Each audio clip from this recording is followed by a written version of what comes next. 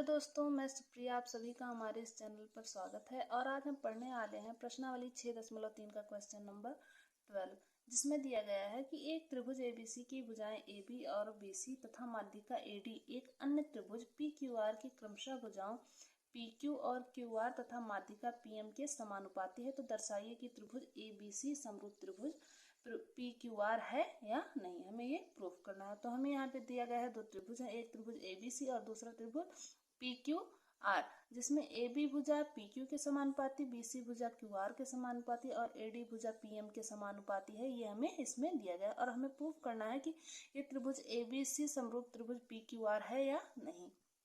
तो चलिए इसको हम सॉल्व करते हैं। पहले जो दिया गया है हम उसे लिख लेते हैं। क्या दिया गया है? दिया गया है क्या दिया गया है? हमें यहाँ पे दिया गया है कि जो हमारा ये त्रिभुज है इसकी भुजाओं का अनुपात AB upon PQ equal to BC upon QR equal to AD अपान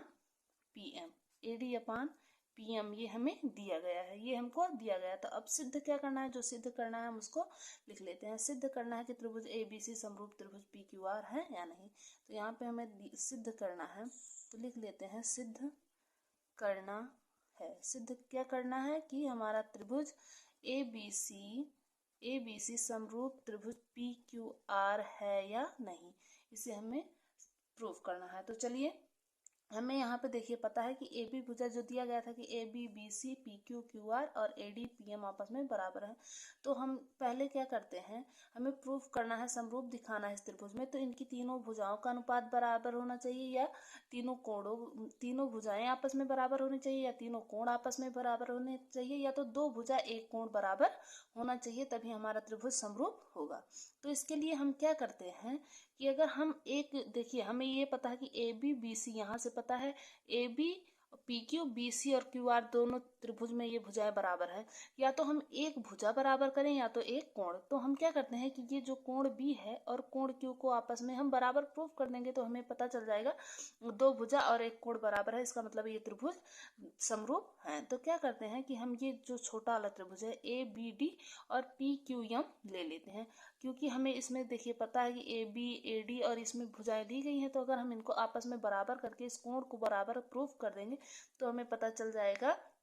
पहले हम इस छोटे वाले को समरूप प्रूफ कर देंगे, फिर पता चलेगा कि हमारा बड़ा वाला भी समरूप है। तो चलिए हम क्या करते हैं, अतः हम यहाँ पे छोटा वाला त्रिभुज लेते हैं। अतः त्रिभुज ABD व त्रिभुज PQM में, ABD व त्रिभुज PQM में, ABD और PQM में। तो यहाँ पे हमें पता है कि जो दिया गया है पहले उसे हम लिख लेते हैं कि हमें जो दिया गया है उसी से तो हमें प्रूफ करना है कि AB upon PQ equal to BC upon QR equal to AD upon PM। यहाँ पे हमें पता है AB BC PQ QR और यहाँ पे जो AD है PM है ये भी बराबर है। तो हम क्या करते हैं कि BC को अगर हम लिख देंगे 1/2 BD, तो ये वाली भुजा हमको मिल जाएगी।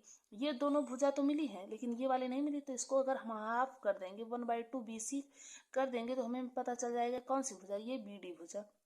और इसको भी कर देंगे वैसे ही, QR का कर देंगे हाफ QM।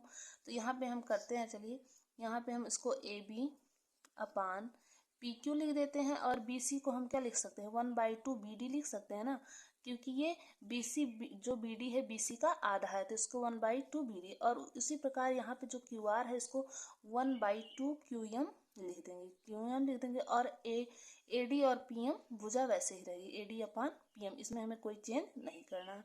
अब हाफ से हाफ कट जाएगा तो यहाँ पे हमें मिल जाएगा AB upon PQ equal to BD upon QM equal to AD upon PM। ये हमें तीनों भुजाएं आपस में बराबर मिल गई। ये भुजा इस त्रिभुज की और इस त्रिभुज की भुजाओं का अनुपात आपस में बराबर है। तो इसका मतलब क्या है कि ये त्रिभुज, तो हम यहाँ पे लिख सकते हैं कि क्या है, भुजा भुजा भुजा साइड साइड साइड समरूपता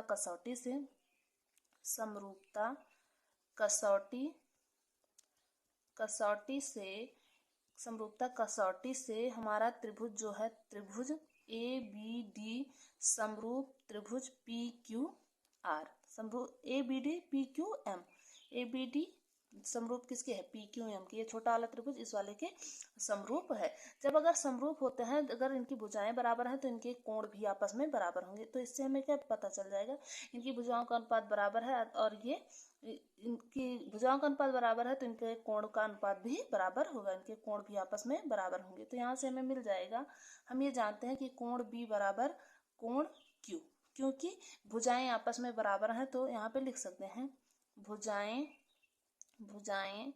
बराबर हैं तो कोण आपस में बराबर होंगे, कोण आपस में बराबर होंगे।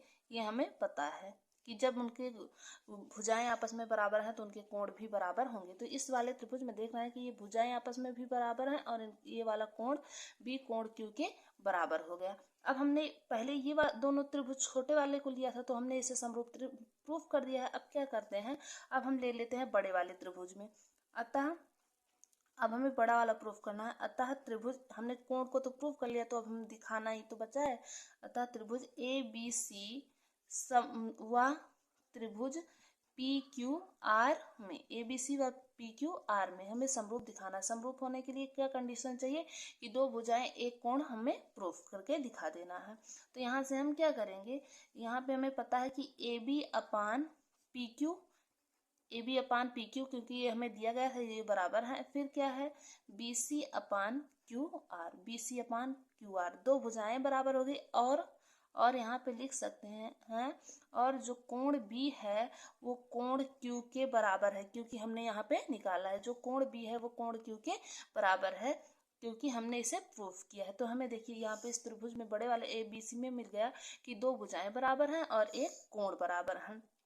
तो यहाँ पे लिख सकते हैं, अतः यहाँ पे साइड एंगल साइड, भुजा कोण भुजा, समरूपता कसौटी से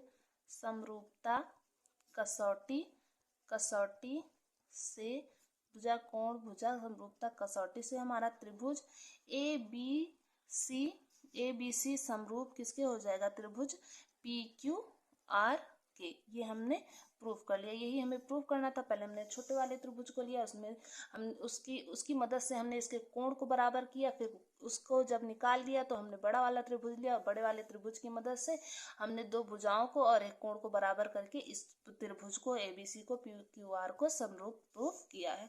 आशा करती हूँ कि आपको ये क्वेश्चन समझ में आ गया होगा। यदि आपको क्वेश्चन समझ में आया तो प्लीज़ हमारे इस चैनल को लाइक, सब्सक्राइब और शेयर अवश्य करें। धन्यवाद।